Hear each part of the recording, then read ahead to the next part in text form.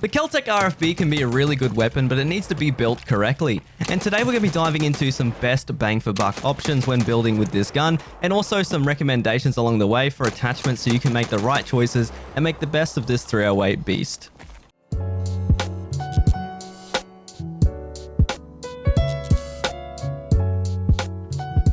The first thing you need to know is that all the screenshots and all the links will be featured down in the description down below for all the builds that I'm going to be talking about here today. But let's jump straight into a comparison. The first thing you understand about the KelTec RFB is it can be accessed quite early and for a pretty decent price, around 67,952 rubles. Comparative to the DT MDR being at 158,000 rubles, we can see a significant price increase. Now, we looked at two side by side. Obviously, the MDR has significantly better ergo and also better base recoil. But what really makes the KelTec RFB is the fact that it's really cheap compared to the MDR. But when we look at its counter options here, we're going to be looking at the M1A, which once again has worse ergo than the KelTec, but better recoil. See, this is actually quite interesting because it doesn't really slot in with budget, but really a nice CQB budget option, because the M1A can be quite long and lanky. And if we also look at the fact that the M1A can actually be around 15 to 16,000 rubles cheaper, and sometimes comes with attachments.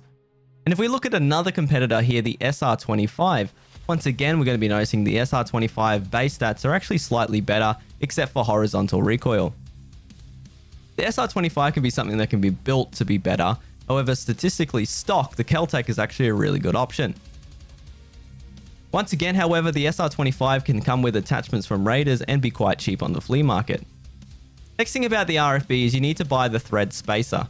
This is when you take off the protection cap and put on the spacer, allows you to put on compensators. Now, this is really important because there's a thing here called the Odin Works Atlas and also the Fortis Red Brake, which are two really good options here for bringing down that recoil, which is quite significant. However, the Atlas is actually really incredibly cheap from Mechanic and can be purchased from 9,000 and sometimes 10,000 rubles, which is a great option. The next one is obviously the Cobra, which actually reduces your recoil, but I don't really like the scope.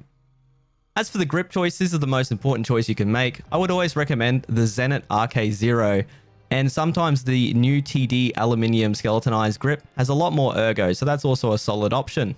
Now, if you have skier level 3, you can actually buy the Zenit RK0 for a really good price here. And if we go filter by item, we can see that we can get it for around 6,993 rubles, which is insane. It is a great grip for the value and a great budget option. Also, the aluminium skeletonized grip is also a decent option here for better ergo. Next up is mag choice. Now, these come default to take foul mags, but the really interesting thing is if we look at the MMW, the plastic mags, we're going to notice that the ergo buff on both the 30s and the steel 20s are going to be -3 ergo. And if you buy these plastic mags, although they are 20 capacity, you're going to notice that these actually give you +1 ergo instead of -3, and they actually are quite cheap. So usually when I run the budget RFB, I like to switch out for these plastic mags to give it a little bit extra. You can also get them for 3,218 from Mechanic, which is a decent deal.